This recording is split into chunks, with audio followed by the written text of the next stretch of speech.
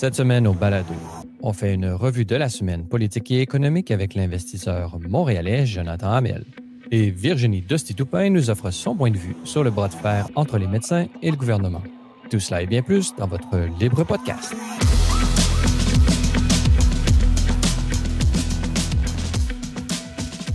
Bonjour à tous et à toutes et bienvenue au Libre Podcast, votre balado hebdomadaire entièrement consacré à l'analyse de l'actualité de la semaine Libre Média. Je suis votre animateur Francis Denis, en compagnie dans cette première partie de Jonathan Hamel. Jonathan, bonjour. Bonjour. Jonathan Hamel, bon, on a plusieurs sujets, donc je ne sais pas jusqu'où on va pouvoir se rendre, là, parce qu'il y a vraiment une actualité encore là très riche cette semaine. Mais parlons d'abord peut-être du côté provincial. Là. Il y a véritablement beaucoup de choses qui se passent. Il y a Arthabasca, qui est une élection qui n'aura peut-être pas lieu. Bon, il y a plein de sujets. Là. Parlez-nous de qu'est-ce qui a retenu votre attention sur la scène provinciale cette semaine. Ben, elle aura lieu ultimement au plus tard en septembre. C'est juste l'agenda de déclenchement qui est dans la prérogative du premier ministre. C'est un peu malhonnête en passant là, d'essayer de contrôler, de retarder le plus possible alors que les deux principaux candidats sont annoncés. Déclenchons ça au plus vite qu'on en finisse.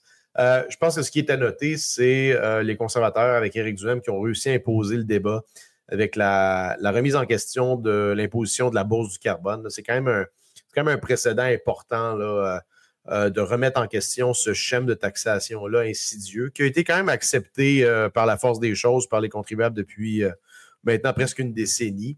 Donc, de voir que maintenant, on parle quand même de plusieurs dollars, là, même plusieurs dizaines de dollars sur un plein, une voiture normale. Donc, ça a un impact clair sur les finances et sur le budget des Québécois. Donc, les conservateurs remettent en question l'imposition de ce marché du carbone dans lequel seul est le Québec et la Californie. Et c'est un principe, c'est un concept qui bat de l'aile. On peut se demander si ça va survivre même dans la présente décennie, dans le contexte actuel. Donc, les conservateurs ont quand même réussi à pousser, à dominer, si on veut, les médias avec la contestation. Du moins, ils veulent éliminer carrément la bourse du carbone, sortir du marché du carbone et cesser de la percevoir. Et par conséquent, là, éliminer aussi le fonds vert. Donc, encore une fois, sous prétexte de combattre les changements climatiques, on se rend compte que le fonds vert est une espèce de, utiliser l'anglicisme, un slush fund politique où des subventions sont distribuées à gauche et à droite. Encore une fois, là, à l'aléa des politiques, là, des partis politiques, surtout initialement le Parti libéral du Québec et maintenant la CAQ qui est au pouvoir. C'est donné à des municipalités, mais aussi à des firmes, des compagnies multinationales, des fois même milliardaires, là, pour installer des bornes électriques ou mettre à jour le système de ventilation. Donc, c'est une espèce de taxation éhontée des citoyens qui sont déjà les plus taxés en Amérique du Nord. Et on sent que les conservateurs ont frappé un filon en soulevant cet enjeu-là, parce que là, on a vu tout le régime se soulever, là, Radio-Canada et la horde d'experts, entre guillemets, qui viennent défendre ce schème de taxation-là. Donc, on sent que Éric Duhem est sur quelque chose en ce moment. Le seul hic, c'est vraiment le calendrier électoral là, qui est indéterminé pour le moment, mais qu'ultimement, l'élection sera au plus tard en septembre. Donc, puis on le sait souvent, ce qui est intéressant ou drôle un peu, là, c'est que, disons, la gauche ou les environnementalistes sont un peu les idiots utiles, entre guillemets, du grand capital, parce que qui a bénéficié, c'est une, par exemple, qui des grands bénéficiaires de ce genre de politique de subvention verte, c'est Tesla, par exemple, et toutes les subventions, par exemple, qui ont été données aux États-Unis pour acheter des voitures électriques, faire cette transition-là. D'une certaine façon, ça l'a plus fait le jeu du grand capital, entre guillemets, que d'aider la population et la société en général à faire la transition, là. Oui, ben, c'est une des plus grosses contradictions de la gauche. Ces dernières années, la gauche a quand même défendu des grosses compagnies pharmaceutiques et maintenant défendre des compagnies d'armement. Là. C'est quand même une contorsion idéologique impressionnante. Dans le cas de toutes les politiques environnementales, c'est des politiques qui sont appliquées avec un peu un pistolet sur la tempe des contribuables et des corporations en général. Là. Donc, il n'y a pas aucun désir organique et volontaire des citoyens de contribuer pour quelque chose d'aussi vague et et sur le aussi long terme. Et on se rend compte de toute façon que ça n'a aucun impact mesurable sur le climat. Le Québec cesserait de fonctionner entièrement et ça n'aurait aucun impact mesurable sur le climat. Donc, pourquoi les Québécois contribueraient à la hauteur de plusieurs milliards de dollars par année à un fonds, justement, qui redistribue littéralement des subventions là, au gré des politiciens élus là, à l'heure actuelle. Et effectivement, c'est instrumentalisé là, dans tout si on veut, tout le panier des subventions et des avantages fiscaux, là, au même titre que toutes les optimisations potentielles. Là, on va chercher tout ce qu'on peut, là, évidemment, mais c'est assez déplorable de voir que c'est fait là, aux dépens du petit contribuable là, qui met de l'argent, qui met de l'essence dans son véhicule. Encore une fois, ça n'a aucun impact mesurable et on sent que c'est un château de cartes, toutes ces politiques-là, Francis. Là, à partir du moment qu'on remet en question là et que ça vient vraiment, c'est démasqué, on sent que tout l'appareil, là, tout l'édifice des dépenses qui servent à mitiger, entre guillemets, les changements climatiques, tout ça, ça risque de s'effondrer. Et le régime le sait très bien. C'est pour ça qu'ils réagissent aussi vigoureusement là, envers Éric Duhaime. On tente de le démoniser de toutes les façons possibles. Et de voir que tous les partis politiques à l'Assemblée nationale à l'heure actuelle défendent ce schéma de taxation-là, ce schème de taxation-là, c'est quand même incroyable. Là. C'est quand même incroyable. C'est indéfendable à ce point-ci. Est-ce qu'il n'y aurait pas, j'essaie de trouver une utilité, là, donc par-delà les prétentions puis l'intention verte, est-ce que cet argent-là qui rentre dans les coffres, est-ce que ça peut faire, disons, la différence par rapport à la cote de crédit, c'est-à-dire que, bon, vous avez un beau compte en banque qui se remplit avec, est-ce qu'ils mettent ça dans leur budget, dans leurs prévisions pour pouvoir éventuellement... Est-ce qu'on aurait eu, en d'autres termes, est-ce qu'on aurait eu une pire décote si on n'avait pas ce flux d'argent qui rentre dans les coffres du gouvernement? Non, parce que cet argent-là est redistribué immédiatement, là, du moins dans l'année courante. Là. C'est vraiment un slush fund. Là. Allez voir la définition de slush fund. Là. C'est de l'argent qui rentre et ensuite qui est redistribué au gré des politiciens. Là. Donc, il y a beaucoup de... on comprend qu'il y a probablement un impact budgétaire, Francis, parce que détourné, là, parce qu'il y a beaucoup de subventions qui sont données aux municipalités à travers le Fonds vert. Et si le Fonds vert n'existait pas, ça devrait être fait à travers d'autres programmes d'infrastructure quelconques. Là. Donc, cet argent-là devrait être probablement dépensé autrement.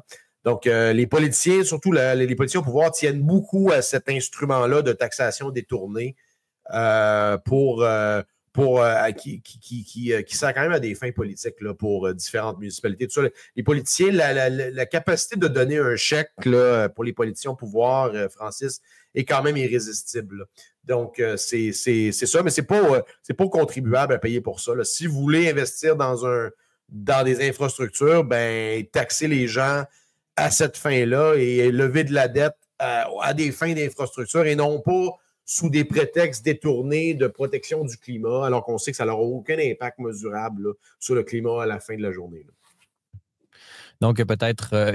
comment est-ce que vous jugez un peu la stratégie pour y mettre fin? Est-ce qu'il y a véritablement un plan ou est-ce que l'abolition de la taxe carbone pourrait se faire là, au Québec, là, politiquement ou socialement? Ou y a-tu, parce qu'on en jase comme ça, mais on parle d'une élection. Oui, Éric Duhaime, même Radio-Canada, a dit qu'Éric Duhaime avait réussi à imposer le sujet. Donc, c'est déjà beau. Quand Radio-Canada se rend compte de quelque chose comme ça, on peut dire qu'il y a vraiment eu un impact, mais est-ce qu'on peut y croire? C'est ça ma question, finalement. Écoute, le fait d'imposer la question, c'est sûr qu'Éric Duhaime ne sera pas au pouvoir là, à l'issue de l'élection d'Arthabasca, puis probablement pas à l'issue de 2026, on l'espère, mais ça peut changer. Là. Tout est possible, en fait. Mais réalistement, probablement pas. Mais par contre, d'imposer le sujet, ça recentre le débat politique au Québec. Et c'est précisément ce que redoute le régime. Ce que j'appelle le régime, c'est les partis au pouvoir, c'est les médias, c'est tout l'appareil là, des organismes activistes environnementaux. Tous ces gens-là dorment dans le même lit. Donc, le fait d'avoir un député élu qui pourrait porter ces dossiers-là à l'Assemblée nationale, ça recentre le débat politique parce que c'est dans les préoccupations de la majorité des Québécois. Là. La majorité des Québécois sont pas d'accord avec cette taxe-là. C'est juste que c'est pas reflété dans le consensus à l'Assemblée nationale ni dans les médias. Donc, c'est précisément ça qu'ils redoutent. Donc, et c'est un peu la minorité intolérante qui critique et qui conteste des choses comme ça. C'est un peu un caillou dans le soulier du régime et c'est précisément ça qu'ils redoutent. Là. Donc, ça pourrait regardez, les conservateurs ont quand même réussi à forcer les libéraux de l'abandonner au fédéral et à pratiquement présenter un programme qui était pas proche des conservateurs, mais quand même sur certains enjeux. Il y a quand même une baisse d'impôts par Carney. Il a quand même éliminé aussi la taxe carbone au fédéral. Donc, il y a quand même des conséquences politiques de gagner, si tu veux, le débat idéologique dans le tribunal de l'opinion publique. Là. Donc ça, je pense que c'est déjà en partie fait par Éric Duhaime. Et de voir, et aussi, le Parti québécois, qui est le principal opposant, dans Arthabasca, est un peu pris dans un coin. Annonce qu'il veut baisser les taxes sur l'essence, mais veut maintenir le fonds vert parce qu'ils sont dogmatiquement attachés par sa base de... Paul Saint-Pierre Plamondon est attaché un peu dogmatiquement avec sa base qui provient de Québec solidaire en partie. Donc, il y a des dogmes là, on peut pas renier là, tous les dogmes environnementaux devant lesquels on s'était agenouillé dans la dernière décennie. Là. On sent que le PQ est un peu pris et en même temps, on ne veut pas dire où cet argent-là sera pris pour baisser les taxes sur l'essence, alors qu'Éric Duhaime, sa position est beaucoup plus tenable. Dire on va carrément abolir le fonds vert. Donc, on cesse de percevoir cette taxe-là via la bourse du carbone et on cesse de la redistribuer à gauche et à droite à travers des subventions déguisées. Oui, donc dans le fond, il tire un bâton qui a une courbe dans un sens, il vaut mieux le tirer dans l'autre sens pour qu'il atteigne le milieu, puis c'est un peu ça qu'il fait, là. Il comprend bien son rôle là, sur l'échiquier politique, donc on peut remercier Éric Duhaime là-dessus de mettre les enjeux qui touchent la population au centre des débats parlementaires, mais en même temps, et là on va en parler dans la deuxième partie de cette émission avec Virginie Dosti-Toupin, mais on peut comprendre aussi que disons, il y a 24 heures dans une journée et le gouvernement, par exemple, en ce moment, est dans un bras de fer avec les médecins. Et il y a 2 semaines, c'était l'éducation avec Bernard Drinville et tout ça. Donc, et la fin de la session parlementaire qui s'en vient. Donc, on peut penser que les enjeux sont nombreux et peut-être qu'ils n'ont peut-être pas la tête tout de suite à aller en élection. Ben, de toute façon, écoute, la CAQ c'est un parti zombie. Là. C'est un gouvernement zombie à l'heure actuelle. Il est mort et lui seul ne sait pas qu'il est mort. Là. C'est un parti qui serait potentiellement rayé de la carte aux prochaines élections. Ils n'ont pas de candidat actuellement annoncé dans Arthabasca. Fait face probablement à une défaite, encore une fois. Le leadership de François Legault est même contesté à l'intérieur. Donc, on est un peu dans la même position où étaient les libéraux avec Justin Trudeau juste avant que Justin Trudeau quitte, mais avant aussi la crise de Trump. La différence ici, c'est qu'il n'y aura probablement pas de crise momentanée qui pourrait faire revivre la CAQ. Et encore une fois, comme je disais, ils ont un intérêt entranché à maintenir ce schéma de taxation-là, puisqu'ils redistribuent des subventions déguisées là, avec les recettes de la bourse du carbone. Là. Donc, le parti au pouvoir a intérêt. D'ailleurs, ils ont annoncé qu'ils n'allaient pas l'enlever. Là. Donc, même chose avec les libéraux, même chose avec le PQ. Québec solidaire, on prétend quand même qu'il l'augmenterait. Là. Donc, et d'ailleurs, c'est un dilemme auquel fait face le PQ. Tu sais, le PQ qui veut se présenter un peu comme centre-droit dans Arthabasca. D'ailleurs, c'est assez drôle de voir que les députés du PQ ont sorti en disant non, nous, on n'est pas de centre-droit, on est de gauche. Et il y a quand même un candidat de Québec solidaire là, dans Arthabasca. Donc, il pourrait avoir une certaine mouvance quand même majoritaire au PQ qui est de gauche, qui ne peut ne pas aimer ce discours opportuniste là, de recentrer le débat là, au PQ. Là. Donc, ça, c'est quand même risqué comme stratégie de la part de Paul Saint-Pierre Plamondon. Oui, puis on a vu là, ce jeudi, là, tous les journalistes ont relayé la nouvelle selon laquelle Denis Coderre lui-même donnait son appui à Éric Duhaime dans l'élection partielle à venir dans Arthabasca. Et le cite, Sébastien Bovet le cite, en disant « Il m'apparaît essentiel que l'on permette à Éric Duhaime de faire son entrée à l'Assemblée nationale et que cette voix puisse, elle aussi, être entendue. » Donc, ça bouge un peu dans les politiques. Ouais. Donc, on a des appuis inattendus. Intéressant, non, exactement. Mais écoute, logiquement, c'est un parti quand même qui a eu autant de votes ou presque le PQ aux dernières élections, mais qui n'a pas de députés. Donc, le PQ en a quoi? Plus de 5. Même le Parti conservateur de mémoire a presque autant de votes, ou moins, je pense, un petit peu plus que les libéraux provinciaux, qui, eux, ont, je pense, pas loin de 30 députés. Donc, il y a quand même une distorsion démocratique importante. Et le message d'Éric Duhaime est important. Là. Ce qu'il dit dans Arthabasca, il dit, moi, je parle pour un Québec qui est oublié, le Québec des régions, le Québec... et je pense le fait aussi de... je pense que c'est ça la stratégie gagnante, de dire d'envoyer une police d'assurance à l'Assemblée nationale, d'envoyer un vrai parti d'opposition. C'est pas normal que les partis votent à l'unanimité sur des motions de Québec solidaire. Là. Ça ne représente pas les Québécois. C'est un consensus imposé. Et Éric Duhaime doit marteler ce message-là que, justement, la nécessité d'envoyer un vrai parti d'opposition à l'Assemblée nationale, ça commence avec un siège dans Arthabasca. Par la suite des élections générales en octobre 2026. Bon, qui sait, mais à l'heure actuelle, selon les sondages, les conservateurs pourraient envoyer entre 8 et peut-être même 12, 13, 15 députés à l'Assemblée nationale, ce qui serait historique. Oui, on peut espérer parce que on remarque quand même une certaine unanimité là, au niveau idéologique là, en ce moment à l'Assemblée nationale. Même si on s'obstine sur des technicalités, là, justement, avec les médecins et tout ça. Bon, il y a des technicalités où est-ce qu'on s'accroche sur des virgules, mais grosso modo, c'est vrai qu'avoir une voix avec une idéologie différente, ça pourrait aider là, la démocratie québécoise. Sur le plan international, il y a eu aussi une grande décision cette semaine là, qui a remis un peu Donald Trump à sa place en lui disant qu'il avait utilisé une définition trop large de l'urgence. Là, il utilisait beaucoup l'urgence pour faire comme levier pour différentes, pour la tarification là, dans le commerce international. Et donc là, il y a eu une décision qui lui a dit qu'il est allé un peu trop loin. C'est ce qui n'enlève pas tous les pouvoirs de tarifaires du président Trump, notamment, et ça touche le Canada là, avec l'acier, les différents, le bois aussi. Mais qu'est-ce que ça nous dit, là, par exemple, nous, Canadiens, en ce moment, cette décision? Vraisemblablement, elle va aller en appel, là, donc ils vont faire traîner ça. Mais dans le contexte où est-ce que Bart Carney est entré, et on a même eu un discours du roi, là, donc il y a toutes sortes de choses qui bougent un peu dans tous les sens, là, que ce soit de notre côté de la frontière ou de leur côté de la frontière. Mais au côté, vous qui êtes investisseur, disons, à Montréal, parlez-nous comment est-ce que vous voyez un peu là, ce dénouement, là, ce dénouement ou cette avancée sur le chemin de ce télérama de la crise tarifaire?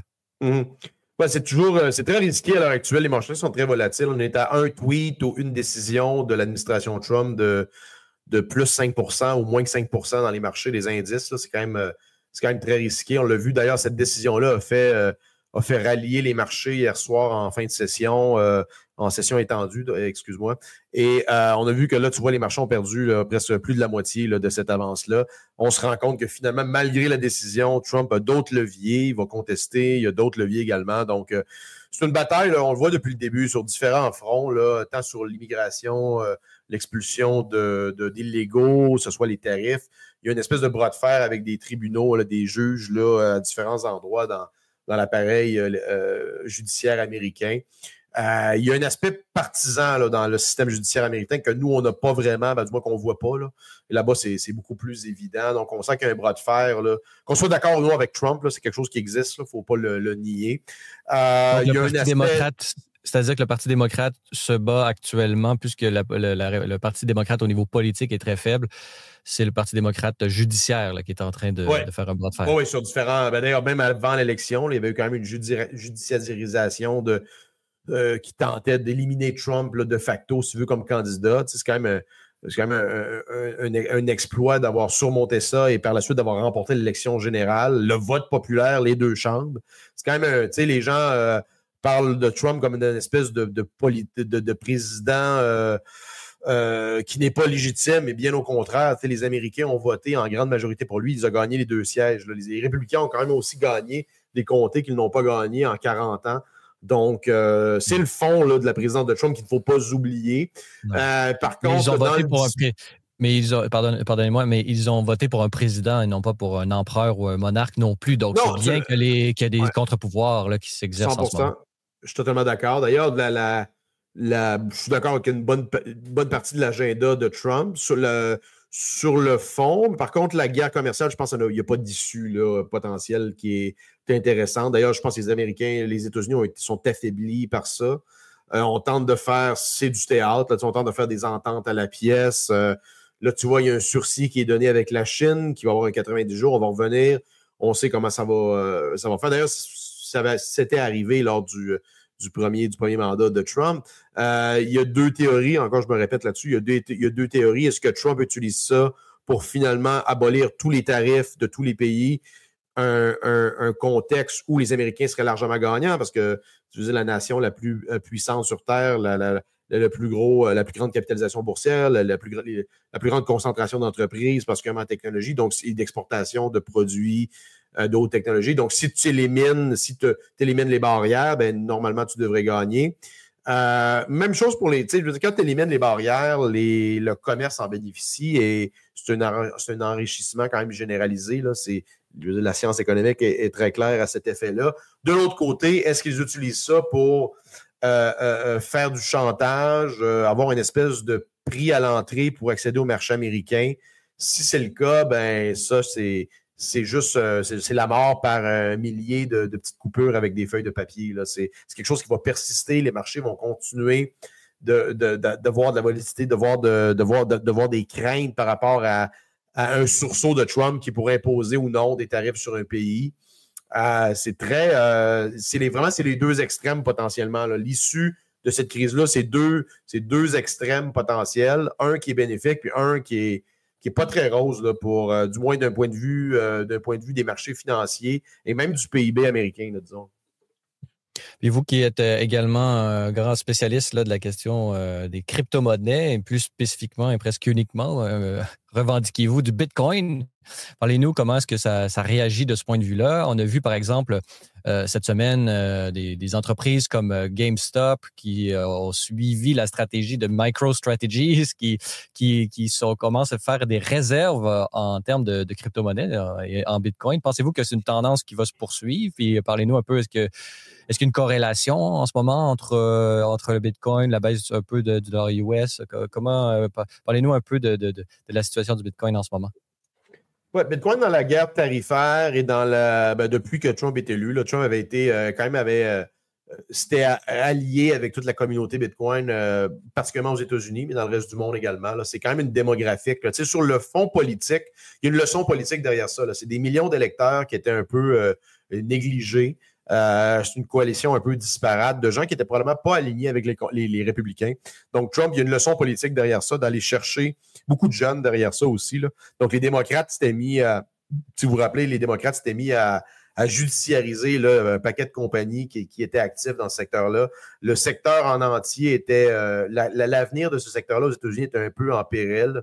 Alors, Trump a amené un peu plus de prévisibilité, d'ailleurs très favorable à cette industrie-là, ce qui est bénéfique, je pense, pour les États-Unis, parce que sinon, l'innovation va aller ailleurs, là, particulièrement en Asie. Donc, je pense que les États-Unis ont réagi, au-delà de Trump, là, le département du commerce, du Trésor, etc., ont réalisé que ça faisait partie, toute la partie des stablecoins, etc. C'est maintenant une partie non négligeable de la planète financière, Bitcoin étant le principal actif là-dedans.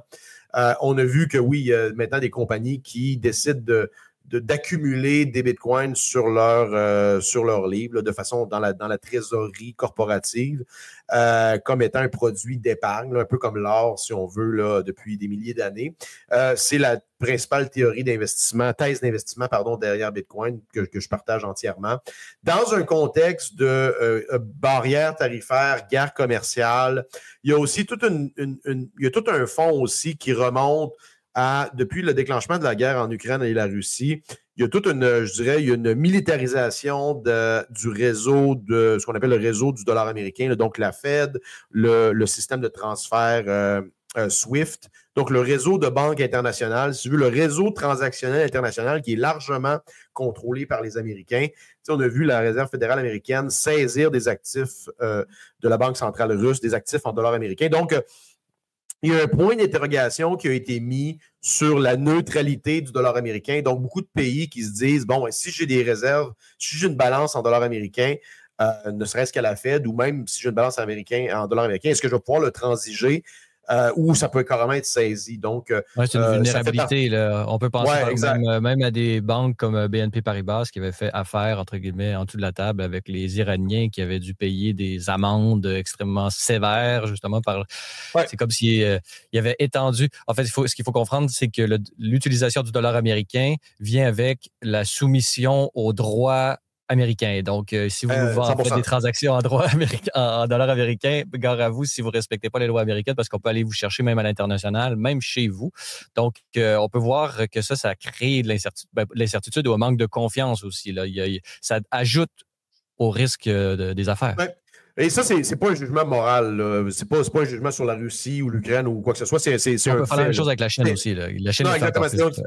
C'est un fait que des pays non alignés ou des entités quelconques se questionnent quant à la viabilité du dollar américain comme actif de réserve, ne serait-ce qu'aussi les bons du Trésor aussi, là, parce que plus souvent qu'autrement, les pays détiennent, les banques centrales détiennent des bons du Trésor et n'ont pas de balance en dollars US en tant que tel. Là. Donc, on sent que Bitcoin émerge un peu plus comme actif de réserve et monnaie neutre dans un contexte de tension commerciale internationale.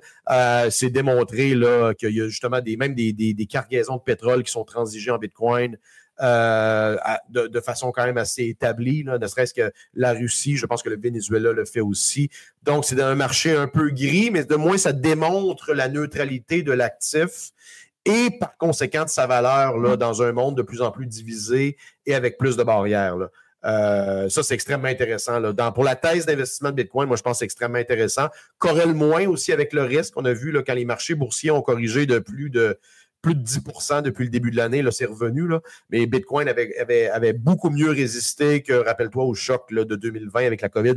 Bitcoin avait perdu près de plus de 50% de sa valeur. Donc, aujourd'hui, Bitcoin semble beaucoup plus se comporter comme l'or dans ce domaine-là, mais avec une transactabilité qui est beaucoup plus facile. Là. Transiger des lingots d'or, ça vous prend des destroyers ou des avions de chasse. Là. Donc, ou une petite armée, là, si on veut, pour les transiger, alors que Bitcoin, vous pouvez le faire avec un téléphone cellulaire, ne serait-ce que pour transiger quelques dollars ou des milliards, c'est la même chose.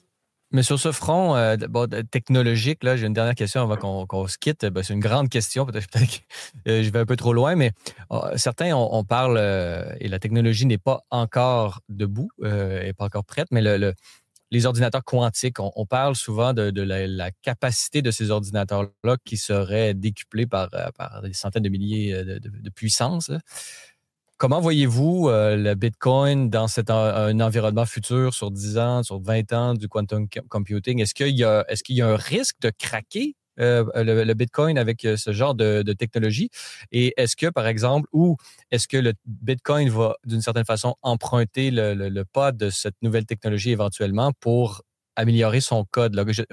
Pouvez-vous comment est-ce que le Bitcoin peut évoluer dans un environnement informatique qui lui-même va évoluer? Mm-hmm. Ouais, c'est un enjeu, c'est un risque qui est connu là, dans le marché Bitcoin depuis longtemps. Là. L'informatique quantique est plus dans les médias, est plus dans l'actualité récemment, mais ça fait quand même longtemps que c'est connu et que ce risque-là existe. Et en passant, c'est pas un risque sur Bitcoin, c'est un risque sur la cryptographie informatique, là, la signature numérique. Donc, Bitcoin utilise des technologies d'encryption et de signature qui sont standards, là, qui sont pas uniques à Bitcoin. Donc, SHA 256, des technologies d'encryption souvent qu'on utilise. Donc, le risque est bien plus grand sur les transactions électroniques au sens large que juste sur Bitcoin. Mais effectivement, Bitcoin est un peu concerné par la bande. Il y aurait des changements relativement faciles qui seraient faits à Bitcoin. Il y aurait un consensus très rapide de changer le code de Bitcoin pour se prémunir contre un risque quantique. Alors que c'est très difficile de changer le code de Bitcoin. Là. C'est ce qui fait le consensus. D'ailleurs, c'est établi par consensus, le code de Bitcoin. Vous pouvez décider d'utiliser une autre version de Bitcoin, mais vous devez convaincre la majorité des utilisateurs de Bitcoin de faire de même, ce qui est très, très difficile de le faire si les changements techniques n'en valent pas la peine pour la majorité des utilisateurs. Là. Donc, c'est pas comme les actionnaires. Là. C'est pas plus vous détenez de Bitcoin, vous avez plus de votes. Là. C'est pas comme ça que ça fonctionne. Là. Donc, s'il y avait un risque existentiel sur Bitcoin, on sent que les utilisateurs se convergeraient rapidement vers une mise à jour qui pourrait pallier à ça. Là. Donc, mais Francis, c'est quelque chose qui existe depuis longtemps dans Bitcoin. C'est un risque qui est pour utiliser l'anglicisme, qui est priced in dans le marché. Là. C'est connu et c'est anticipé là, comme risque. Là. Puis on peut penser aussi que l'informatique quantique va s'appliquer et s'implanter graduellement. Et ça va être les early adopters qui vont être les premiers à pouvoir l'utiliser. Et on peut penser qu'avec la valeur du Bitcoin au moment où ça va se faire, les early adopters seront déteneurs de Bitcoin. Donc, ils vont pouvoir financer leur mise à jour, disons ça comme ça. Ouais, Donc, ou voilà. un AI qui pourrait partir, un AI qui Mm. pourrait contrôler, tu sais, les histoires un peu science-fiction où le AI se mettrait à contrôler, se financerait lui-même en Bitcoin, développerait des agents. C'est un peu, c'est un peu le récit apocalyptique de l'AI qui part de lui-même et qui est libéré de ses chaînes, là, disons. Hmm. Et peut-être, ici, c'est vraiment AI, une vraie intelligence artificielle. Ça serait fait sans qu'on s'en rende compte. Donc, peut-être Ouais, nous y sommes déjà, qui sait. oui, Jonathan, peut-être. Jonathan Hamel, je rappelle que vous êtes investisseur montréalais et chroniqueur et collaborateur de nombreux médias, dont Libre Média ou libretradiomédia.com. Alors, Jonathan Hamel, merci beaucoup d'avoir été avec nous. Merci. Et dans cette deuxième partie du balado, j'ai la joie d'être en compagnie de Virginie Dosti-Toupin. Virginie, bonjour. Bonjour. Virginie, vous êtes mère de 4 enfants, ce qui n'est pas peu dire, aujourd'hui au Québec.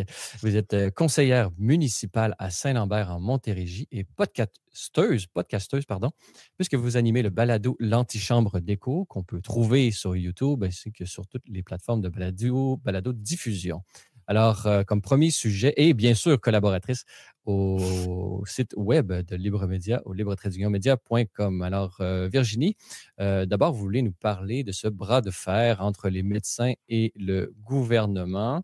Donc, ce projet de loi 106, là où est-ce qu'on demande aux médecins de peut-être passer d'une rémunération qui était à l'acte et une rémunération qui est plus, disons, par tête de pipe. Là. Donc, peut-être nous débroussailler un peu quels sont les deux côtés, dans un premier temps, quels sont Oui. les deux côtés de la négociation. Oui, ben c'est un sujet complexe, alors c'est bien qu'on ait du temps parce que c'est compliqué puis ça date pas d'hier, là. Donc, mais je crois que le gouvernement, bon, moins l'intention qui est affichée, c'est d'augmenter l'accès. C'est vraiment le nerf de la guerre. Puis là-dessus, ben je pense que c'est louable. Là. Moi étant, ma famille et moi étant des patients orphelins depuis très longtemps, là. Donc je comprends cette volonté d'agir pour augmenter l'accès, car il y a un réel problème. Ceci dit, la façon de s'y prendre, bon, on n'est pas certain que les résultats seront au rendez-vous parce que là, on crée des structures, on s'y prend avec divers éléments qui pourraient poser problème. Et puis là-dessus, ben là, j'ai peur que aussi la négociation se transforme finalement, que le patient soit pris entre l'arbre et l'écorce. Puis qu'on transforme, puis d'ailleurs, le comité des usagers, là, c'est ce qu'il voit, c'est que le patient risque de perdre au change, dans le sens où on sent que c'est un bras de fer, vous l'avez dit, là, l'expression est bonne. Je pense que le gouvernement veut aussi finir le travail. Peut-être on peut se demander aussi s'il n'y a pas une volonté de faire diversion. On veut taper sur le clou. On voit que les médecins, leur popularité baisse, donc, puis on sait qu'il y a des gens qui en ont contre les médecins, entre autres en termes de rémunération. Donc, on ne sait pas si en fin de mandat, là, le gouvernement a certains enjeux de popularité. On ne sait pas si cette négociation-là ne se transforme pas finalement en une lutte à finir avec les médecins pour ne pas parler de tout le reste. Donc, il y a peut-être ce point d'interrogation-là. Sur le ménage, là, par rapport aux tarifs, je pense que même les médecins sont d'accord. La tarification, elle est complexe. La captation, il y a plusieurs médecins, entre autres les omnipraticiens, demandent ça. Donc, là-dessus, je pense que ça ne fait pas vraiment de controverse. Ce qui est plus délicat, c'est tout ce qui est pour les pastilles, là. Donc, la volonté de mettre les patients vulnérables à l'avant-plan. Je pense que ça inquiète les patients qui, eux, sont une pastille verte, dans le sens où tout va bien pour eux.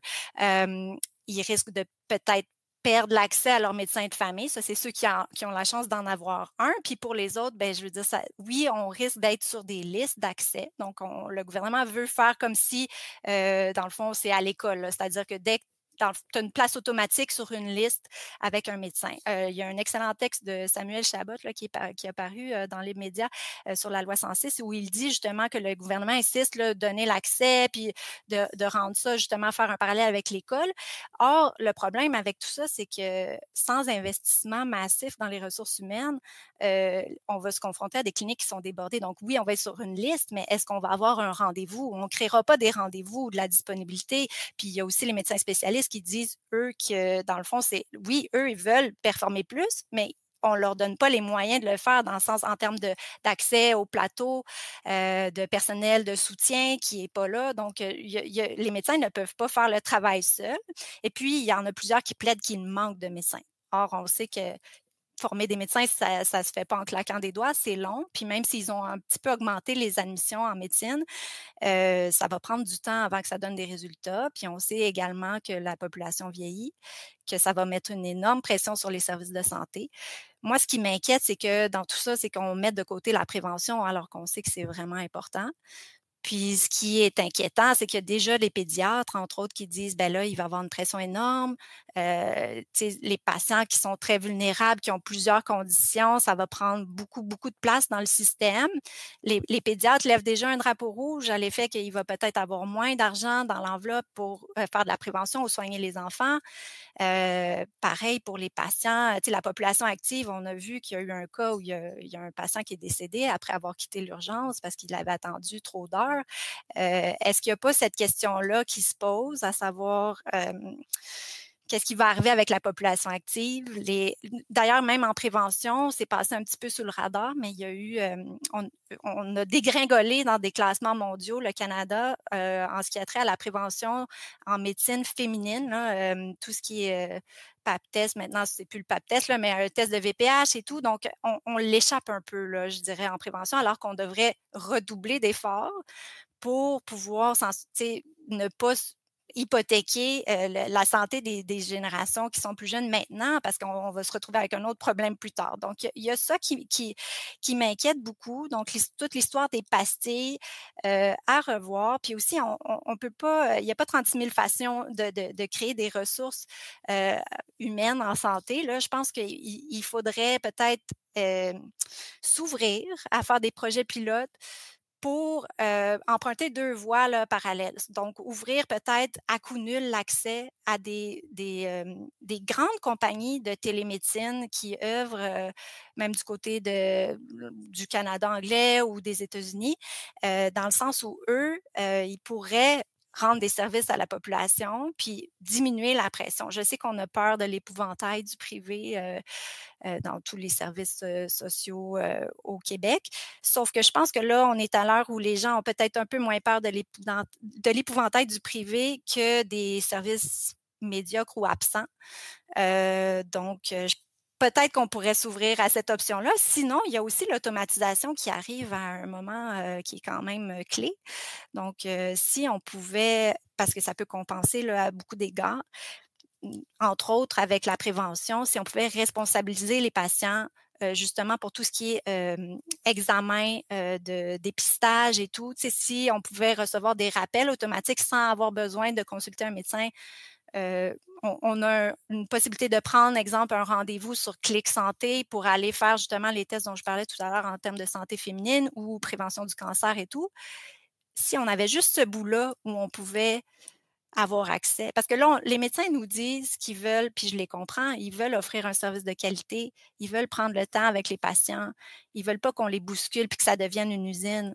On le comprend parce que c'est pas la bonne façon. C'est un art, la médecine, c'est pas une usine. Donc, c'est pas la bonne façon de fonctionner. En même temps, il y a plusieurs Québécois qui n'ont pas de médecin de famille. Donc, je comprends le gouvernement aussi de vouloir augmenter. Après, sur la façon de faire, il faut voir. Peut-être qu'il y a des chroniqueurs qui aujourd'hui même nous parlaient de chantage des médecins qui disent ouais, ben nous, on va quitter ou on va arrêter de pratiquer. Puis si vous avez la chance d'aller sur le site Spotted sur Facebook, ça s'appelle Spotted Soigner au Québec. Il y a plusieurs témoignages vraiment touchants là, de médecins. Puis, tu sais, ce qu'il faut garder en tête, c'est qu'il y a aussi beaucoup de couples de médecins dans la vie. Et c'est ces gens-là sacrifient beaucoup au niveau, de leur vie familiale, là, j'en sais quelque chose. J'avais même fait une enquête dans le cadre d'un travail universitaire auprès de femmes médecins spécialistes qui, travaillaient beaucoup des 65-70 heures, 80 heures certaines, qui n'ont pas les mêmes droits que les autres femmes au Québec, c'est-à-dire ne peuvent pas prendre leur congé, de maternité quand elles en ont besoin, parce qu'il y a des pressions sur elles, puis elles ne sont pas remplacées. Donc, tu sais, il y a plusieurs de ces femmes-là qui rêvaient juste de travailler 50 heures, là, dans le fond, tu sais. Plus que la moyenne des femmes, mais puis là, on les traite publiquement de paresseux, à demi-mot.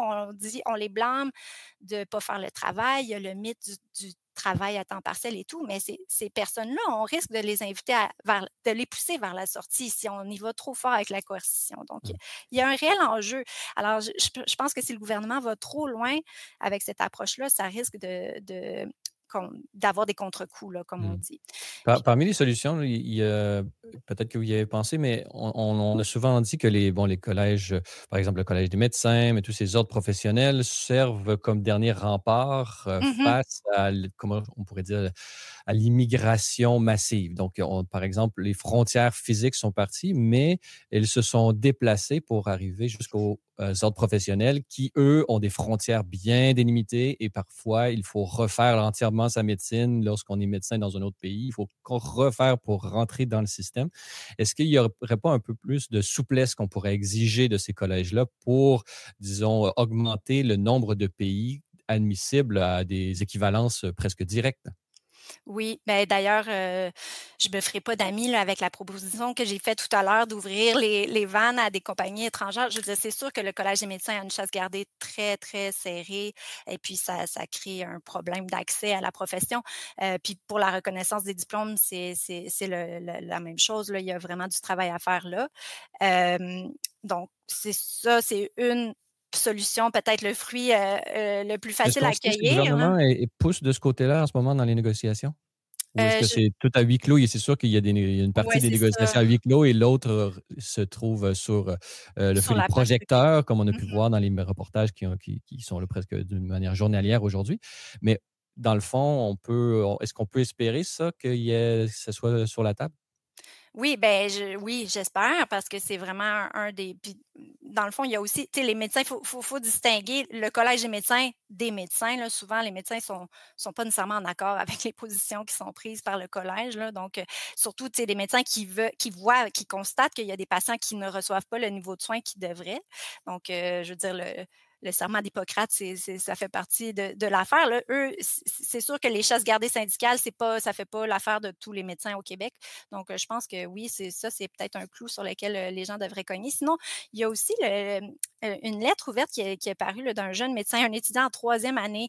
C'est paru dans la presse, ça s'appelle «Le choc du terrain, observation d'un apprenti». Puis lui, fait vraiment des réflexions super intéressantes, en termes de solutions.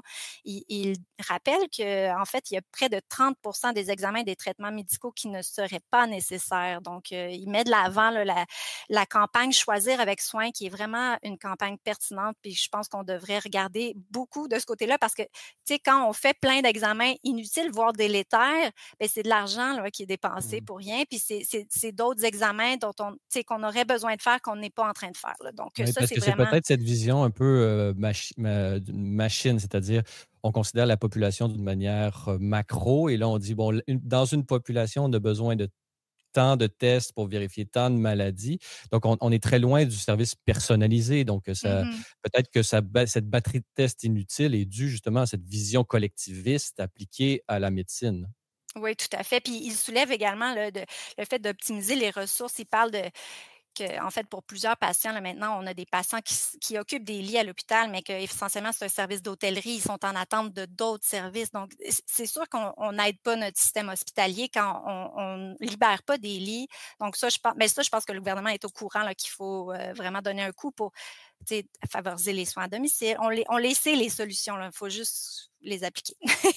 Puis il y a aussi la question du niveau de soins. Tu sais, on a des traitements qui sont de plus en plus coûteux avec du matériel à la fine pointe, puis c'est génial, là, personne ne remet ça en question.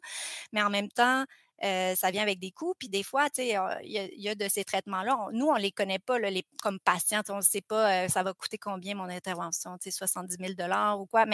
Mais des fois, tu sais, peut-être que la question va se poser. Puis c'est là où peut-être qu'il faudrait écouter davantage les gériatres. Ils sont un peu nombreux puis ils sont très occupés. Là, alors, on les excusera de peut-être moins participer au débat public, mais on devrait entendre leurs réflexions sur la question du niveau de soins, surtout en fin de vie, à savoir, tu sais, si on rallonge la vie de quelqu'un de 4 jours à coup de traitement. C'est parce que dans le fond, les deniers publics qui sont limités. Là, donc, à un moment, il faut faire des choix. Puis, je ne suis pas en train de dire qu'il faut arrêter de soigner les gens. Tu sais, il faut les soigner, mais il faut choisir le niveau de soins approprié puis avoir une réflexion. Parce que ce qu'on investit en santé, on ne l'investit pas en éducation. Puis, donc, il faut avoir une vision globale, je pense, là, de la santé.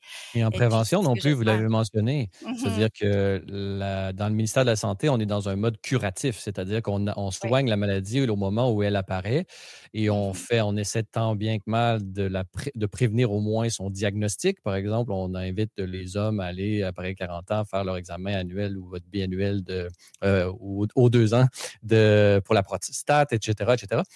Il y a quand même une vision très curative. Donc, Ouais.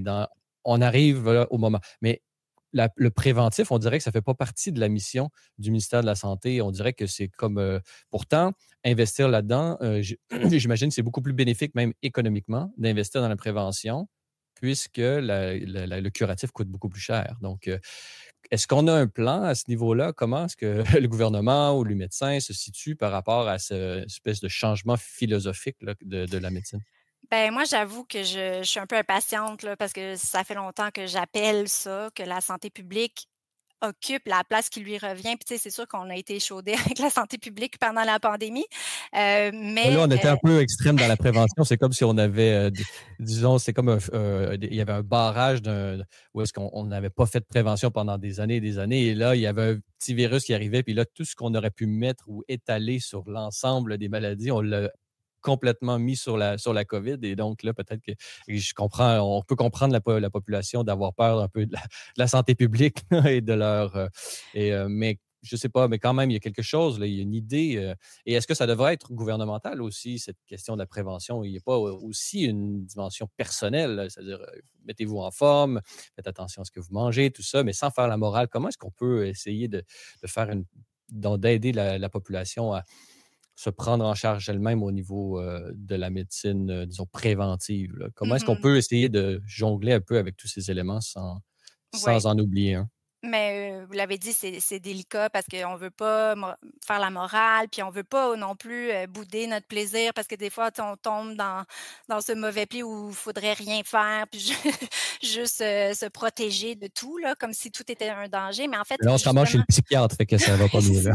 c'est ça, mais je pense qu'au contraire, tu sais, il faut renouer avec des plaisirs simples, le plaisir de bien manger, de se faire à manger, de socialiser, qui est un des aspects qui est souvent négligé parce qu'on le sait là, que la solitude, l'isolement, ça nuit beaucoup à la santé. Donc, il y a des aspects qui sont. Puis, tu sais, la formation des médecins, je les blâme pas parce que là, on dit qu'ils sont dans le curatif, mais leur formation est axée sur la maladie. Tu sais, ils sont et même, il y a presque pas de cours de nutrition, tu sais, c'est un exemple, mais je veux dire, ils ont pas de formation en nutrition tant que ça. Ils sont pas vraiment formés pour dire aux gens puis ça commence à changer. Tu sais, on a des médecins, C'est qui commencent incroyable, là.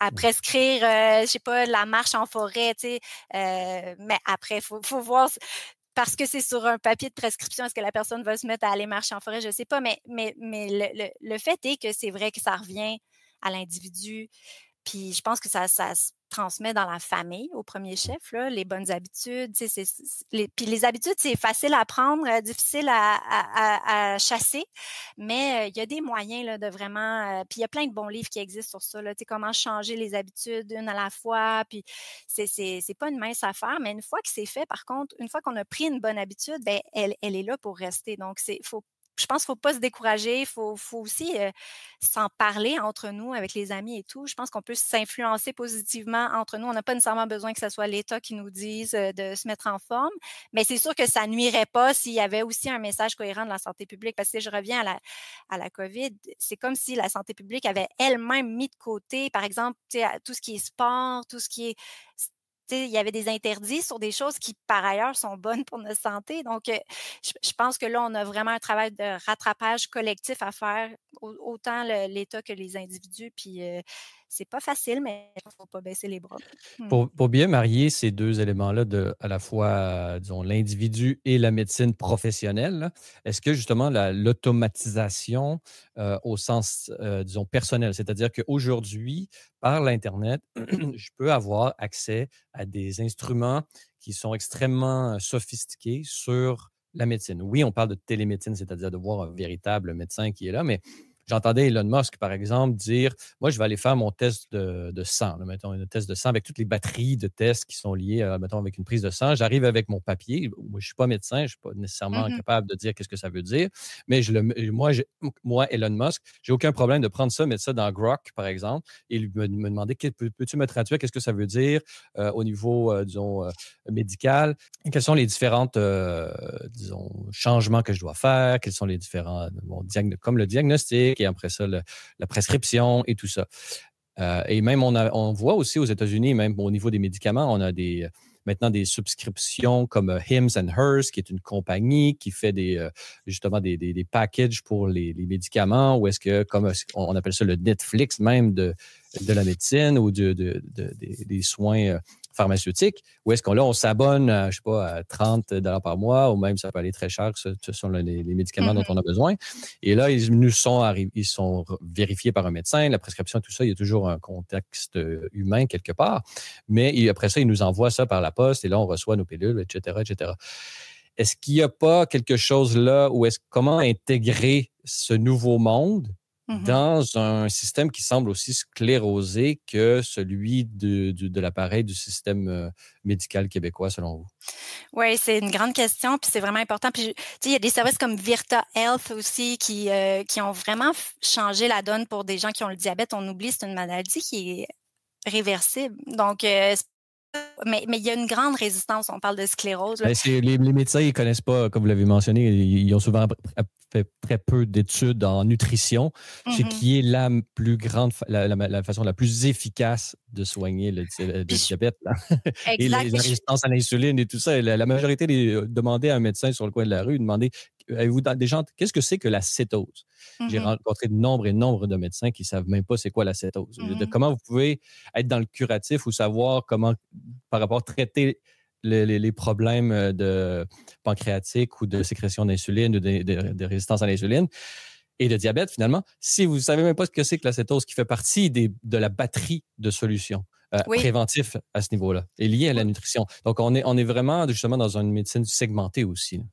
Oui, puis il y a même, je dirais, il y a même une certaine méfiance parfois de la communauté médicale quand les patients se prennent trop en main, ont consulté Grok ou ChatGPT pour des avis médicaux. Il y a une méfiance.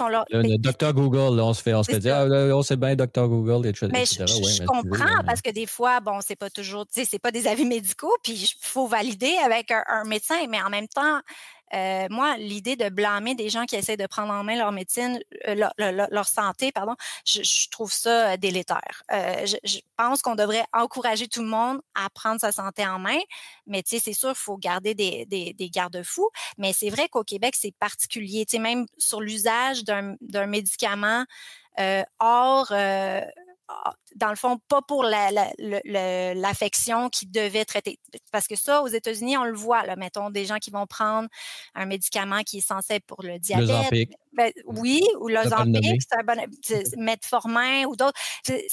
Quand on sort même la pilule anticonceptionnelle. Oui, c'est ça. C'est-à-dire que des fois, pour le contrôle du cycle, on utilise ça, qui est un effet, disons, secondaire. On l'utilise plutôt que pour l'anticonceptionnalité, je ne sais pas comment dire, le fait d'empêcher la fertilité. Donc, ça, c'en est un autre exemple d'utilisation d'un médicament pour une autre fin pour laquelle il était destiné prioritairement. Là-dessus, on est un peu frileux. Je dirais, on n'est pas les premiers à prendre des risques et tout, même s'il y a un bénéfice potentiel.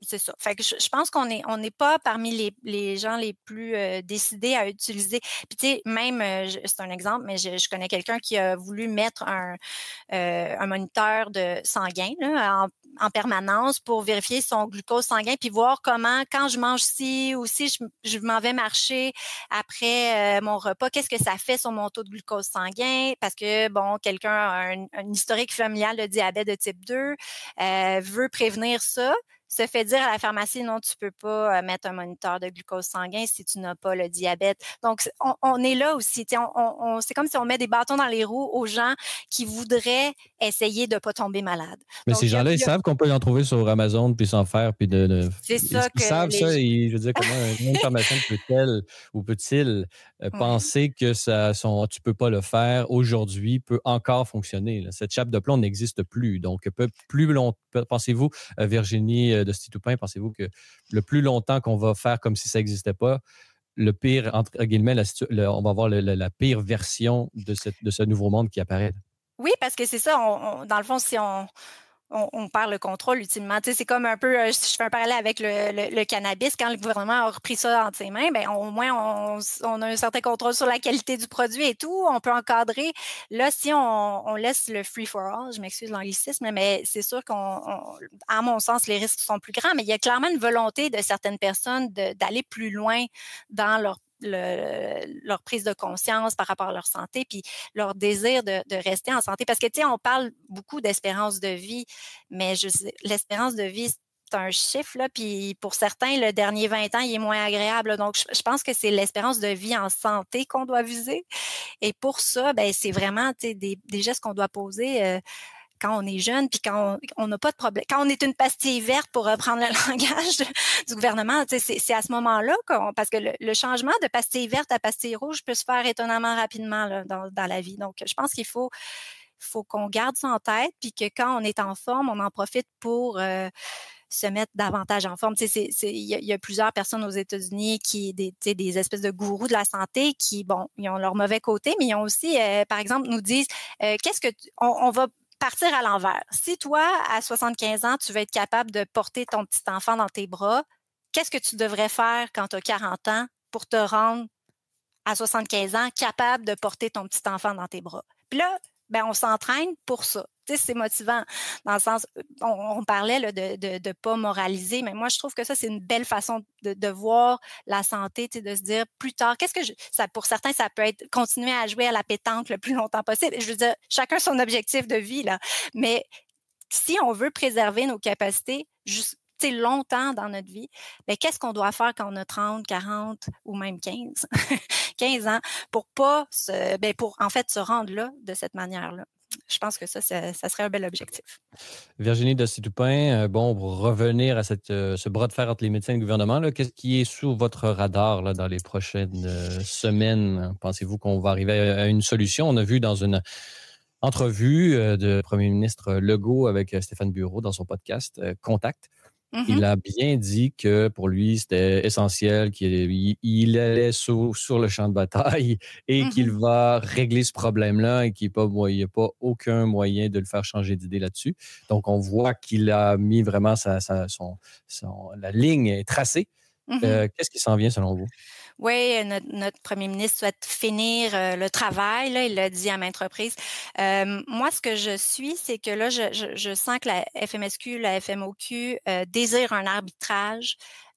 Pour moi, c'est un signe d'ouverture. Alors, je pense que peut-être le gouvernement aurait intérêt. Je comprends qu'il résiste fortement là, à cette demande-là, mais en même temps, on voudrait pas que ce débat-là s'éternise parce que, comme je vous disais au tout début, je pense que c'est le patient qui va écoper. Là, donc, mais en même temps, bon, on peut se questionner sur la volonté d'éterniser le débat parce que peut-être qu'il y a ça aussi là, en filigrane. Tu sais, on veut se rendre aux prochaines élections peut-être avec ça, je sais pas. Mais moi, je pense que c'est quelque chose qui aurait intérêt à aller rapidement comme négociation. Je pense qu'il y a de l'ouverture du côté des médecins, je le disais, en termes de capitation. Tu sais, il y a vraiment une ouverture. Puis même, tu sais, on l'a vu, les études économiques montraient que, bon, le fait d'avoir haussé les tarifs pour certains actes, ça n'a pas mené à une hausse de productivité. Après, assurément, le fait d'enlever la tarification à l'acte ne se traduirait pas non plus par une hausse de productivité. Ça, à mon sens, c'est assuré. Donc, je pense que de trouver le juste milieu, c'est une bonne idée. Mais c'est sûr que je pense qu'un arbitrage pourrait ne pas nuire là, à ce stade-ci. Très bien. Alors, Virginie Dostie-Toupin, deuxième sujet là, dans le quelques minutes qui nous restent. Ce documentaire Libre Média en collaboration avec le Centre juridique pour les libertés constitutionnelles intitulé Omerta scolaire. Vous avez eu la chance de pouvoir le voir en avant-première. Parlez-nous sans révéler aucun punch. Dites-nous qu'est-ce que vous en avez pensé, quelles sont vos impressions là, véritablement et faites abstraction du fait que j'en suis le réalisateur. Oh non, je peux pas. Mais d'abord, merci de m'avoir donné cette chance-là de le voir en avant-première. Je me sens très privilégiée. Je peux pas passer sous silence là, la réalisation qui est exceptionnelle. C'est vraiment de grande qualité. Les images sont très belles. Et puis, vraiment, un gros travail de fond au niveau des invités. Là, vraiment, c'est colossal d'avoir voyagé comme ça, d'être allé rencontrer tout plein de gens de divers horizons. Alors, chapeau, vraiment. Et puis après, mes commentaires seraient plus à l'effet que, bon, c'est sûr, c'est un sujet délicat, mais je pense que c'est bien traité. Et puis, c'est pas un pamphlet, c'est vraiment informatif. Et je pense que ça pose des questions qui sont très pertinentes et que les parents et les enseignants auraient intérêt à le regarder parce que ça vient du côté éthique, là, poser des questions qui sont très, très pertinentes. Je retiens, entre autres, là, on parle beaucoup du 14 ans, là, qui est un âge là, où tout se décide. Pourtant, à 14 ans, pour être la mère de 4 enfants, je trouve qu'à 14 ans, on a encore besoin d'être accompagné dans certaines décisions majeures dans nos vies. J'ai beaucoup aimé les commentaires de Mme Athéna Davis qui parlait du fait que la famille, là, c'est le facteur par excellence. C'est une famille qui communique. C'est ça, c'est le fil que j'ai beaucoup aimé dans le documentaire, c'est la famille à l'avant-plan, puis ça termine aussi sur un message là, qui parle de responsabilisation finalement des familles, tu sais, parlez à vos enfants, jouez votre rôle dans votre famille. Je pense que ça, on le dit pas assez. Il y a beaucoup de gens qui étonnamment s'en remettent, tu sais, presque à l'aveugle là, aux institutions. Je pense que, tu sais, je veux pas non plus que les gens se mettent à être hyper méfiants. Là. On n'a pas besoin d'être trop dans la méfiance, c'est pas sain non plus, mais quand même de se dire, c'est mes enfants, puis de jouer notre rôle auprès de nos enfants. Moi, ça m'étonne toujours quand je constate qu'il y a des gens qui ne savent pas du tout ou presque pas ce qui se passe dans la vie de leurs ados. C'est sûr qu'il y a un mur qui se crée là, à un certain âge, mais parlons avec nos enfants, posons-leur des questions. Ça, j'ai vraiment aimé qu'on parle d'autorité parentale, de poser la question, est-ce qu'ils sont suffisamment mûrs? Je pense que, puis là-dessus, je pense qu'on ne peut pas s'empêcher de noter qu'on est mûr plus tard qu'on l'était avant. Là. C'est juste une tendance séculaire. Là. Je pense qu'on n'a pas le choix de noter. Alors, puis il y a aussi la question du haut risque de comorbidité qui est souvent passé sous silence. Si on veut être dans l'affirmation, c'est correct. Je pense que c'est bien que les jeunes aient le libre choix sur leur vie et tout, mais en même temps, parce que des fois, ça cache d'autres choses. Donc, comme parent, je pense que c'est important là, d'être au courant. Puis, je comprends tout à fait l'enseignante dans le documentaire là, d'avoir cette approche-là parce que, à mon sens, parce que moi aussi, je fais de la suppléance, là, je suis jamais dans des positions où j'aurais ce rôle-là à jouer, mais je comprends que c'est les parents là, qui sont ultimement responsables pour leurs enfants et qui ont le droit de savoir ce qui se passe avec leurs enfants, finalement. Mm-hmm. Merci Virginie Dostie-Toupin. Vous avez eu l'occasion de regarder en avant-première ce documentaire réalisé par Libre Média et en collaboration avec le Centre juridique pour les libertés constitutionnelles intitulé Omerta scolaire et qui sera diffusé en première directement sur YouTube le 4 juin prochain à 20h. Alors, avis aux intéressés, nous serons sur place en direct pour répondre à vos questions et à vos commentaires dans la barre des commentaires sur YouTube. Alors, Virginie Dostie-Toupin, je rappelle que vous êtes podcasteuse et vous animez le podcast L'Antichambre d'Écho, mère de 4 enfants et conseillère municipale à Saint-Lambert en Montérégie et collaboratrice à Libre Média. Alors, Virginie Dostie-Toupin, merci beaucoup d'avoir été avec nous. Merci. Voilà, c'est tout pour le balado de cette semaine. N'hésitez pas à nous donner vos commentaires ou une note sur les différentes plateformes de balado-diffusion. Cela nous aide beaucoup à faire connaître et rayonner le podcast. Vous êtes également invité à nous rendre visite au libre-media.com, à vous abonner pour la modique somme de 4 $ par mois, ce qui vous donne, entre autres choses, un accès illimité à tous nos contenus. Vous pouvez également nous suivre sur X, TikTok ou si vous êtes à l'extérieur du Canada, ce pays libre et démocratique, vous pouvez nous rejoindre par l'ensemble des plateformes du groupe Meta. À vous tous et toutes, merci d'avoir été des nôtres et revenez la semaine prochaine pour un autre épisode du Libre Podcast.